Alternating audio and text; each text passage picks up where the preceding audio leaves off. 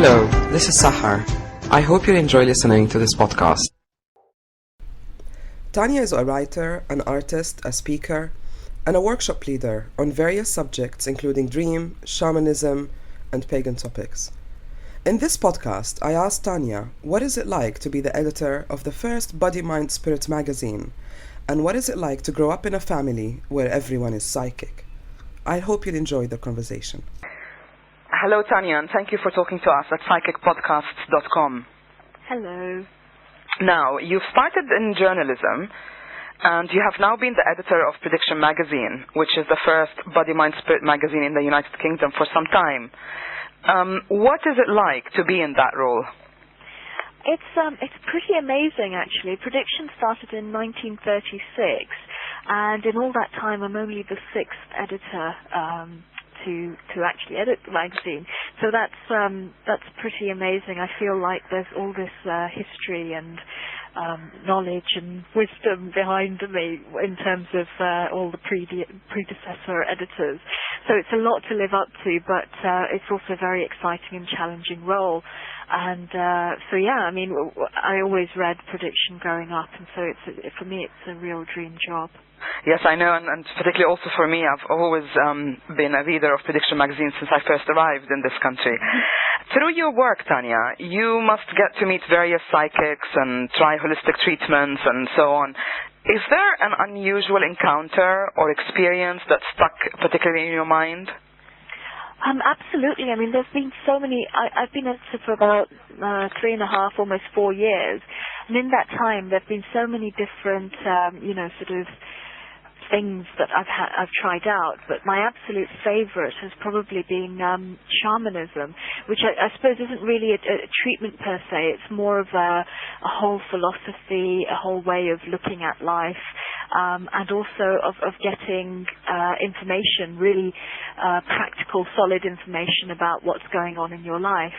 And yeah, I found it pretty amazing. So do you want me to tell you about one? Yes, we'd love to. Okay, well, power animals, for example. I initially did a sort of a basic shamanism course, but then I did something on soul retrieval with someone who's subsequently become a great friend, Ros Heaven. He's an author, and I did this workshop on soul retrieval with him in Brighton.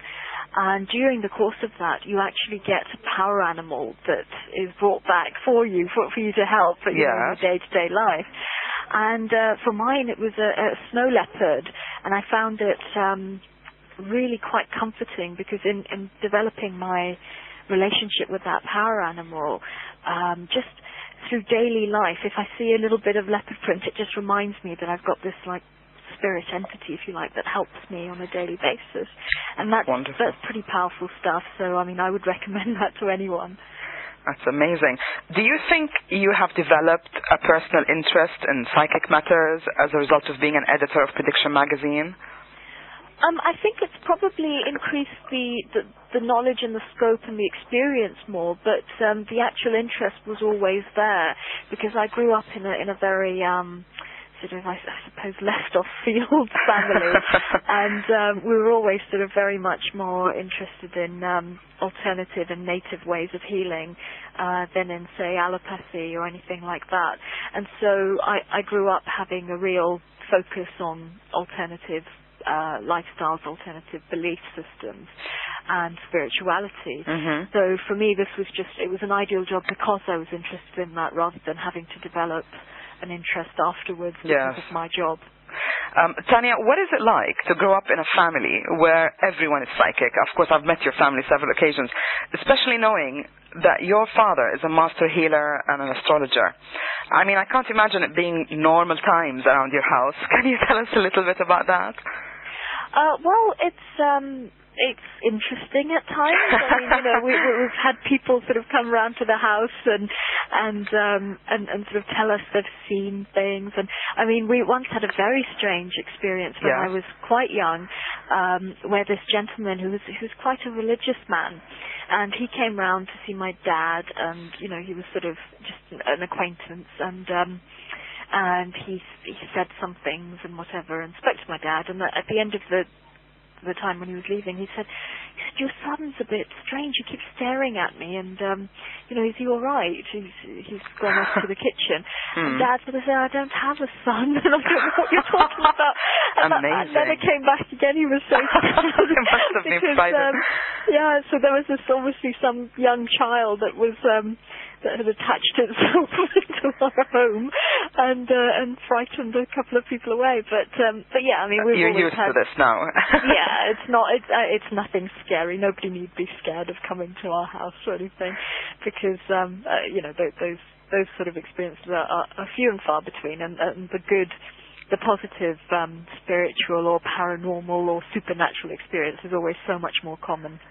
So you must have had a different perspective on life growing up in such circumstances. I mean, being kind of freely communicating or seeing spirits or the invisible without actually being frightened of it. Well, absolutely. I mean, I think that I'm a completely normal human being. If I go into somewhere that's, Yes. a spooky castle or whatever, I'm going to be as nervous as anyone else, and I always cover my eyes when I'm watching horror films. So it's not sort of being utterly fearless, but it's more a case of understanding that if there's something you can't explain, that's not necessarily something you need to be scared of.